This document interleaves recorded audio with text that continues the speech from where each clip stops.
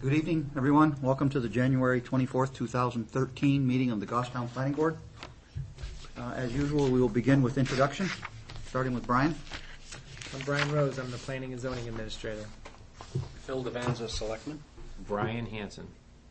Gayla Bruck, Recording Secretary. Tim Redmond, Chair. Barbara Griffin. Richard Meany. Simone Duhamel, alternate.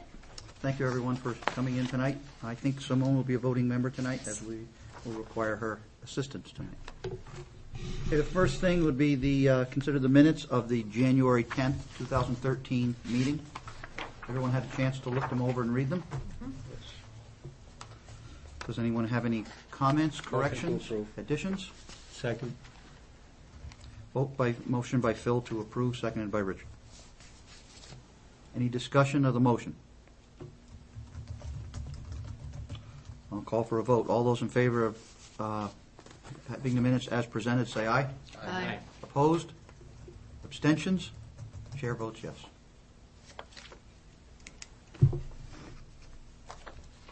Okay, we'll move on to the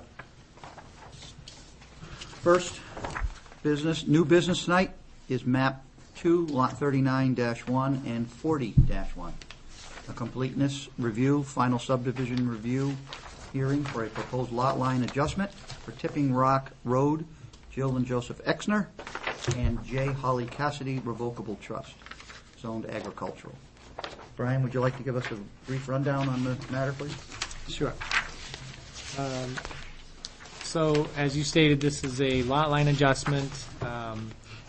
Map 2, lot 40-1 and 39-1 are the lots in question.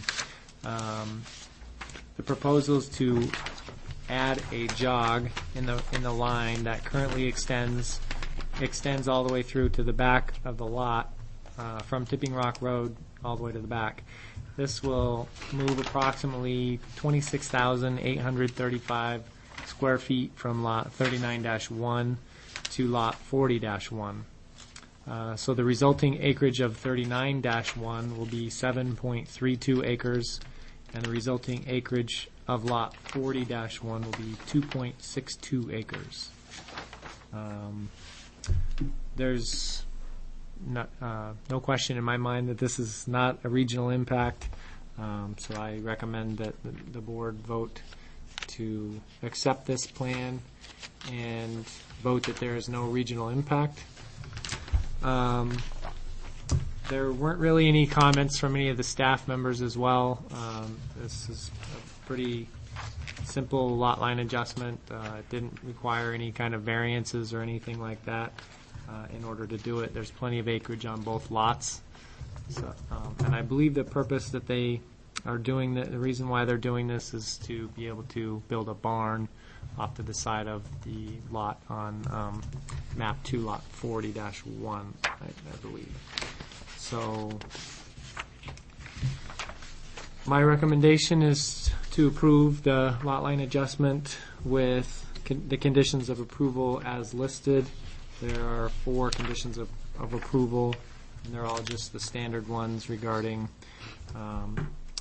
noting on the plan there any conditions subsequent, which there won't be. Noting on the plan the date of the final decision and what it was, any stamps and signatures, providing digital files to the town, and then certification of bounds. So with that, I'll turn it back to the board. Thank you, Brian. So I'll need a motion on items 1 and 2 to begin with. I'll make a motion that this application for a lot line adjustment does not have a regional impact based on its lack of proximity to town borders, lack of impact on transportation networks, lack of emission effects, and no impact on shared facilities. Second. Motion by Barbara, seconded by Phil. Any discussion on the motion? All those in favor say aye. Aye. Opposed? Abstentions? Chair votes yes. Item 2. We move that we accept this proposed lot line adjustment plan for review. Second. Motion by Richard, seconded by Barbara. Any discussion of the motion? All those in favor of the motion say aye. Aye. Opposed? Abstentions? Chair votes yes. Okay, at this time, we'll have the applicant come forward and give us a presentation. Please slide a chair right on up there and have a seat, right in front of the microphone. And can you give your name for the record, please? Joan Holly Cassidy, J. Holly Cassidy, I think it's on the paperwork. The reason we're doing this is Jill Exner is my daughter, and we have 4 horses in the barn, a little barn at my house, and the barn is not very good, and it's kind of has a lot of air holes, and it's really, the horses are all right, but we'd like a better barn, and and I have 2 little grandchildren that live there, and we all ride. And we kind of want, that's a nice flat place for the barn to go, and that way it's between our houses, so both of us can help take care of the horses, which we do now. So, any other? No, thank you.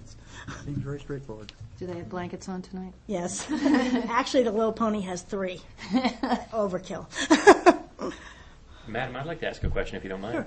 If you folks are a family, why bother with the lot line adjustment? Just build the barn on your property. Well, because the flat land, we would have had to move it one way or the other. And we wanted it on Jill's land. I mean, down the road in my trust, this is going to be all hers eventually. But for legal purposes and so forth, I wanted to have them have that issue, not us. So we thought that was better to have it under one name. And someone said they didn't think we could do it under both. I don't know. Yeah, it depends on It the might be setback. You might have to mess Yeah. with the location Thought it'd be more of it based on confusing, and we setbacks. didn't mind giving them that land, so that's kind of what we came to. Anyone else on the board have any questions for the applicant?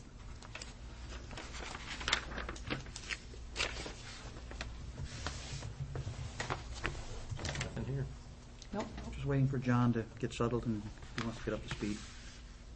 Second. If you'd been quick enough, we could have been done before you. I was working, doing my You best, wouldn't Barbara. have called me, would you? Sorry, you want to take a second and look it over? She just gave her presentation on why they were building they're adjusting this lot line so they can build a barn.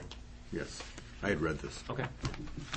I just have a technical question. Phil, please. Now that John's here, is Simone still a voting member? There's Yeah, still, 'cause Mark's not yeah, here. Mark's not. Yeah, Mark's Okay. Just so that it's clear for the record. Thank you for that, Phil. And I see there is a note on the plan that's not to be consolidated with Lot 41, and is to be consolidated and not to be considered a separate building lot. So that's it. That's just the Pretty little accurate parcel note. A. Well, it's too small It really anyway. couldn't be, it doesn't have any frontage anyway, so I don't Yeah, know it's if it too would be a small. lot. And it's too small, too. It needs to be minimum 2 acres. All right, well, if the applicant has, you can stay right there if you like. If the applicant has no more to offer, we'll open the public hearing at this Oh, can I say time. one other thing? All right, When well, you said about it wouldn't have some negative effect or something, I almost think it'll have a positive effect, because up there, it's horse country. And we're surrounded by horse barns and horses, and I think it's going to be a plus, not a negative at all. That's all. Right. I think I recommended that it was not a regional impact. Is that what Yeah, you're? yeah. Right. We have regulations that talk about, for neighboring cities and towns, if there's a development proposed along the edge of them or something that might impact them, we have to vote to decide whether there's a regional impact and whether or not we should notify those cities and towns Oh, okay. and their citizens so that they can come in and speak at our public hearing. But in this case, we didn't think that I was the don't think case. so.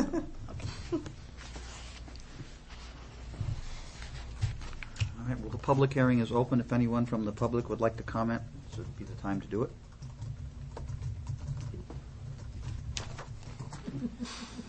That would be a no.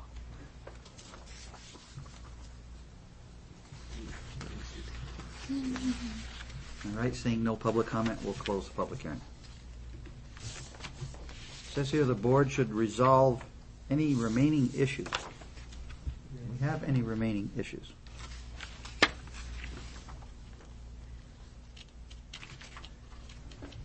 We didn't have any, Brian, and nobody Move had to the any next comments. step, I guess. Pretty easy. Okay. Actually, I have one question, if you don't mind, Tim, about on the paperwork. I noticed that one thing wasn't checked off, and I was wondering if you guys could just sort of enlighten me. On page, on the application checklist, where it says conceptual proposals only.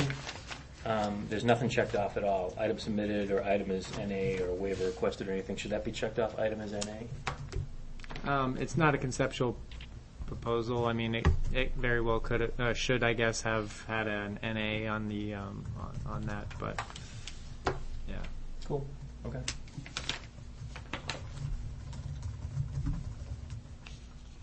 Okay. I would open the floor to a motion. I move that we approve the lot line adjustment, subject to conditions 1 through 4 as listed down below. Motion by Richard, seconded by Phil, to approve the lot line adjustment with the conditions A 1 through 4. Okay. Any discussion of the motion? Okay, we'll call for a vote. All those in favor of this, say aye. Aye. Opposed? Abstentions? The chair votes yes. All set. Thank you. Thank you for coming in. Congratulations, Thank you. have fun. Oh, you will. Brian, will Mike know what to do for them? What is, Yeah, is it, Mrs. Cassidy? Because there are a couple of things that need to be done on your plan, and it needs to get recorded, and Mike should know what needs to be done. I've actually Dahlberg. copied this report to him. I saw So- you emailed it to him. Yeah, I'll make sure that he understands that the board approved it and that he needs to just update the plan with these notes, Okay, date of the approval and that kind of thing. but you just need to follow up with him Okay, in so a few I should- weeks I'll to have make sure Joe that he follow does up it. with You're going to tell Mike, and then I'll have Joe check on it. Sure. Okay, Yeah. good. So you're good to go, other than Thank you. that.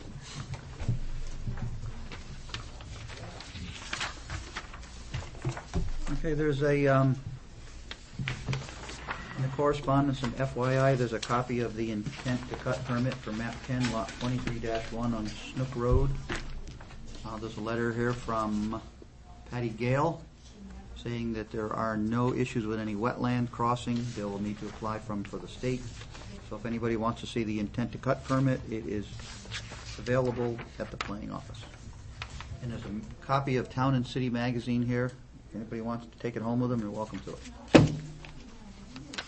And there's nothing else on our agenda unless somebody else has something to bring up this Mr. evening. Chair, in front of you is a calendar for the next year's meetings.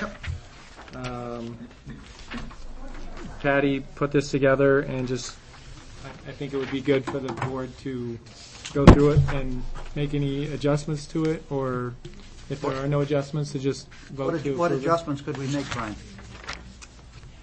Based on if you know of a holiday or something that you want to avoid, or I mean, I think Planning board meeting- she's tried to do all of that prior. Planning board meetings are officially scheduled for the 2nd and 4th, is that correct? Thursday of the month, and we don't have the option to make an adjustment now. We can make an adjustment if we find there's nothing on the agenda, then we can cancel that particular meeting. But we cannot alter the schedule in advance because the schedule is set according to the town's rules and regulations. Well, I don't know. Well, it's how it's been forever, so I don't know why I would start messing with it now. If somebody has a particular reason for wanting to change it, they can just not come to that meeting. Unless some other board members feel differently, I don't feel we have the authority to mess with the schedule. Okay, well, everyone has a yes, sir, John?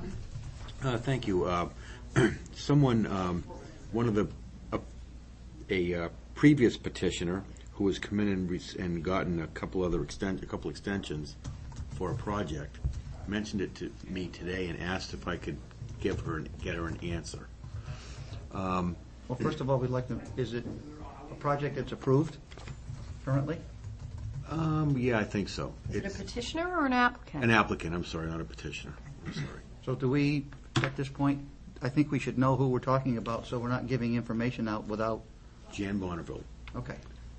asked me, she told me that she will be coming for another extension, that's her prerogative, but she had also mentioned that she was told that there's a 3-year moratorium on construction in that area because of the new sidewalk and road construction. And she asked if you know anything about that, and could I report something back to her whether that's correct? The town puts a moratorium on roadway, cutting into the roadway when they do a new road.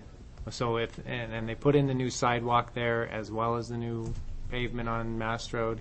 So any construction that occurs there, it's not necessarily a moratorium, but if you do need to cut into it, you have to do something like 100 feet In It both is- directions. in both directions Paving. of new pavement, and I think it's the full width of the road, to be able to cut into the road. So that's the deal with the moratorium, I think. It's been the rule on road construction everywhere for a really long time. Yeah. Yeah. Does that last for 3 years? I thought it's 5. It's, I believe, I don't remember. I don't We'd have to recall. confirm that with the Public Works That's a Department. DPW question. Yeah. Okay. But that site has an approved site plan, and the locations for the access to that site are different than what the curbing is set at right now, so that would all have to be changed. I had recommended to them, if they wanted to get that stuff set when they did the project, that they should try to do that while they were doing the site plan, the sidewalk stuff, just so they didn't have to come back. But I guess they didn't want to do that at that point in time, so. I that- recommended for them to change the driveway scenario so that it worked in the future and didn't have to cut into the road, but. Well, the problem with that, Brian, was that they gave us an engineered plan of the turning lanes and how all the traffic was going to work down there, and as you slide it closer to the intersection, you're into the turning lane, which is the waiting lane for the left turn off of 114A to go towards Bedford on 114, and I think that may have been part of the reason why the driveway was up as far as it was.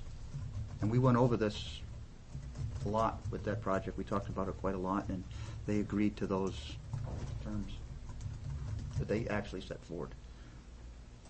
We didn't tell them to put their driveway there. They proposed it that way. Okay. So she would So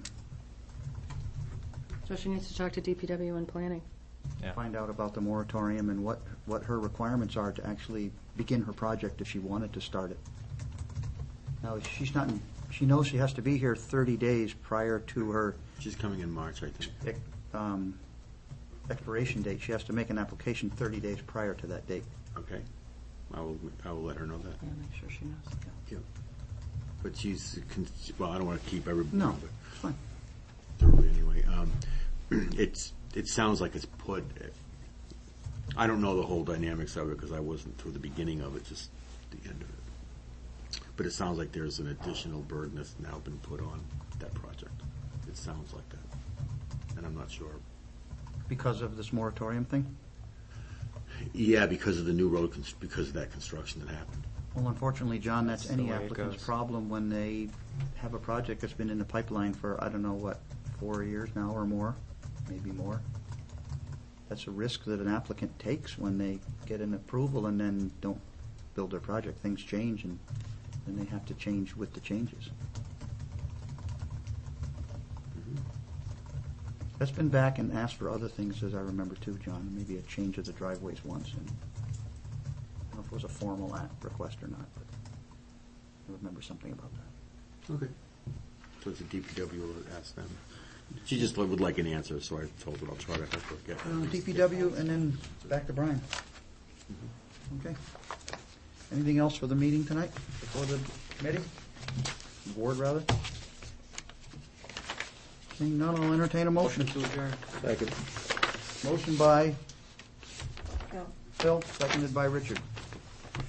Any discussion? Seeing none, I'll call for a vote. All those in favor of adjournment, say aye. Aye. Opposed? Abstentions? Stand adjourned at 7:21. It's gotta be a record. Not bad. Nice. Might be